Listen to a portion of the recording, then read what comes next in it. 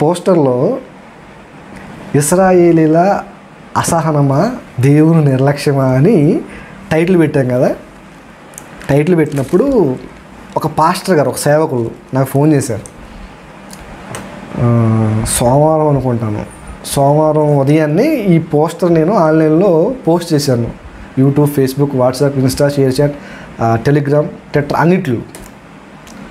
అన్నిటిలో షేర్ చేసిన తర్వాత, ఈ పోస్టర్ షేర్ చేసిన తర్వాత ఆయన చిలకలూరుపేట ఏదో అన్నారు, సరిగ్గా వినపడలేదు. గుంటూరు చిలకలూరుపేట సంథింగ్ ఆ ఏరియాలో ఏదో ఊరు పేరు చెప్పారు. నేను పలానా చోట పాస్టర్ నుండి సేవకుండండి అని చెప్తున్నాడు. చెప్పండి పాస్టర్ గారు అన్నాను నేను. మీరు ఈరోజు ఒక పోస్టర్ రిలీజ్ చేశారు, ఏదో గూగుల్ మీట్లో చెప్తారంట, ఆ పోస్టర్ చూశాను అన్నాడు. మంచిదండి చెప్పండి అన్నాను. మీరు తీసుకున్న అంశం పేరు ఇశ్రాయేలీల అసహనమా దేవుని నిర్లక్ష్యమా, అదే కదా అన్నాడు. అవునండి నేను తీసుకుంది అదే అన్నాను.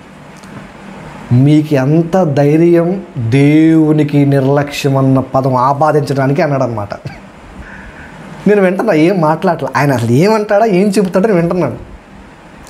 అలా ఎలా పెడతాను? మీరు ఇశ్రాయేల్ అసహనం ఏంటి, దేవుని నిర్లక్ష్యం ఏంటి, మీరు పెట్టడానికి అసలు మీకు ఎవరు రైట్ ఇచ్చారు, మీకు అసలు ఏంటి అసలు అని మాట్లాడాడు అనమాట. ఒక నిమిషం పాటు మాట్లాడాడు. నేను విన్నాను, నేనేం మాట్లాడలేదు. సరే ఓకే, ఆయనకు సందేహం వచ్చింది, మంచిదే. సందేహం రావడం కూడా, పోస్టర్ చూసి ఆలోచించడం కూడా నేను ఒక రకంగా బ్లెస్డ్గానే ఫీల్ అయ్యాను. ఓకే అండి మంచిదే, అడిగారు, నేను చెబుతాను అన్నాను. మీరు అడిగారు, మీకు పూర్తి అవగాహన రావాలంటే పాస్టర్ గారు గూగుల్ మీట్లో జాయిన్ అవ్వండి.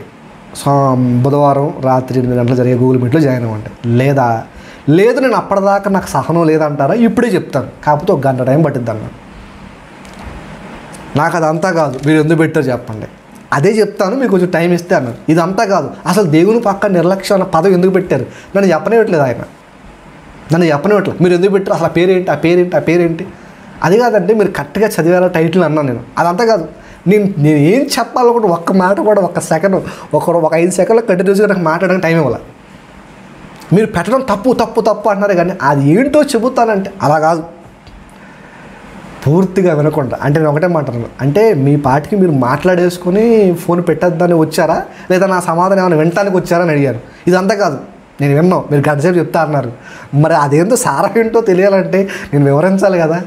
ఇదంతా కాదు, మీరు అలా పెట్టడం తప్పు, మంచిదండి వందనం అన్నారు. ఫోన్ పెట్టేసుకుని వెళ్ళిపోయారు. ఇప్పుడు నాకు అర్థం కాక అడుగుతున్నాను, ఏంటి ఎవరిని ఏం తప్పు పట్టడం కోసం కాదండి, జస్ట్ నేను అడుగుతున్నాను.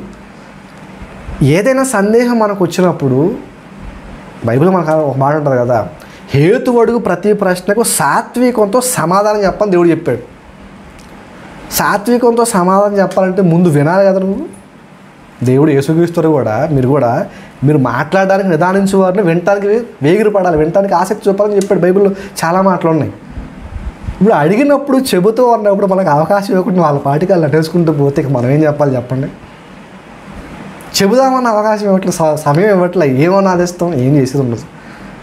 ప్రియమైన దేవుడు అందరూ కాదు, కొంతమంది ఎలా ఉంటారంటే ఏదో అందాం, ఏదో మాట్లాడదాం, సందేహాలు అందరికీ వస్తాయండి. ఇప్పుడు నాకు వస్తుంది, నేను బైబిల్ పెద్ద పండితుని నేను చెప్పను, కానీ దేవుడు ఇచ్చిన దాన్ని బట్టి, నేను కొద్దిగా నాకు ఇచ్చాడు తెలివి జ్ఞానాన్ని బట్టి నేను ప్రకటిస్తానే తప్ప, నేను A to Z ఆది కాడ నుంచి ప్రార్థన కన్నా చివరి వచ్చిన దాకా నేను మహాజ్ఞానాన్ని చెప్పుకోను. ఎందుకంటే ఎప్పుడు మనం నిత్య విద్యార్థులమే, ఎప్పుడు తెలుసుకోవాల్సిన మనమే, తెలుసుకుంటూ ఉండాలి తప్ప తెలుసు అనడానికి ఆడికి రైట్ లేదు. ఎందుకంటే బైబిల్ అనేది గొప్ప మహాసముద్రం. సందేహాలు అందరికీ వస్తాయి, వచ్చినప్పుడు తీర్చుకోవాలి తప్ప వెంటనే తప్పు అనేది వెళ్ళిపోతే అందరూ కరెక్ట్. ఇప్పుడు బైబిల్లో దేవుని పక్క నిర్లక్ష్యం అన్న పదం యాడ్ చేసినందుకు అది నేను నిర్లక్ష్యము అనే స్టేట్మెంట్ ఇవ్వాల, దేవుని నిర్లక్ష్యమా అని ఒక క్వశ్చన్ మార్క్ పెట్టాను.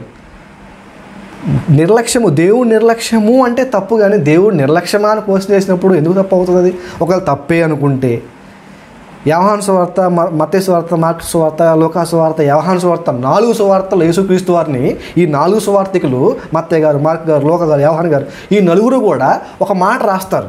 ఏమని తెలుసా? యేసుక్రీస్తు వారిని వీడు అంటున్నారు అని. మీకు రెఫరెన్స్లు కావాలనుకుంటే యోహాను సువార్త 18వ అధ్యాయం 30 వచనం, లూకా సువార్త 7వ అధ్యాయం 33, 34 వచనాలు, మార్కు సువార్త 14వ అధ్యాయం 57 వచనం, మత్తయి సువార్త 27, 42 వచనాలు. ఈ వచనాల్లో యేసుక్రీస్తు వారిని అక్కడ ఉన్న వాళ్ళు వీడు వీడు వీడు వీడు అంటారు. ఇప్పుడు వీడు వీడు అన్నంత ఈ మాటని మత్తయ్య గారు, మార్కు గారు, లోక గారు, యోహాను గారు రాసినంత మాత్రాన ఇప్పుడు మత్తయ్య, మార్కు, లోక గారు వీడు అన్నట్ట, అన్న మాట రాసినట్ట. అంతెందుకు దావీదు గారు 10వ కీర్తన 11వ వచనంలో అంటారు, దేవుడు మర్చిపోతాడు అన్న మాట ఒక మాట ఉంటుంది. అది దావీదు గారు మాట్లాడతారు. ఆ సందర్భం ఏంటి అసలు? ఆయన మాట్లాడా లేదా జనులు అనుకుంటున్న విషయాన్ని రాశాడా? మత్తయి, మార్కు, లోకా గారు యేసుక్రీస్తు అని వీడు అంటున్న మాట రాశాడంటే అక్కడ జనాలు అంటున్న మాటని వీళ్ళు రాశారని, కానీ వీళ్ళు ఆ మాట అన్నట్టు కాదు. వీళ్ళు కీర్తనకారుడు దావీదు గారు కూడా యెహోవా దేవుడు మర్చిపోతాడన్న మాట ఒకటి ఉంటుంది. ఆ మర్చిపోతాడని జనాలు అంటున్న మాటని దావీదు గారు రాశారే తప్ప దావీదు గారు దేవుడు మర్చిపోతాడు, దేవుడికి మతిమరిపోతుందని మాట్లాడాల. అంటే ఒక మాట మనం మాట్లాడామంటే వాళ్ళు అన్న మాటను వాళ్ళు తీసుకుని బైబిల్లో రాశారు. అది ఏమాత్రం తప్పు కాదు కదా, వాళ్ళు అంటున్న విషయం చెప్పారు, అది తప్పు కాదు. ఇక్కడ మనం కూడా అంతే, దేవుడు నిర్లక్ష్యమా అని అంటున్నామంటే నేనంత అనట్లా దేవుడు నిర్లక్ష్యం ఉంది అని నేను చెప్పట్లేదు.